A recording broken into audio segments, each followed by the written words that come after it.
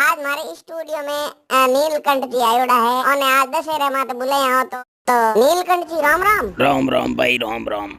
तो नीलकंठ जी थन में आई पूछना चाहूं के हाँ पूछो पूछो भाई राम जी थाने कौन मना करे। थे दशहरा माते विजयदशमी माते लोगन कई संदेश देवनो चाहो थोर तरफ। मैं तो आई कहनी चाहूं साथे के भाई आई साल थे बारे रावण ने बाड़ो। मैं तो कहूं कणाई कणाई थे मोले रावण ने बाल देखो थारो भगवान भलो हुई।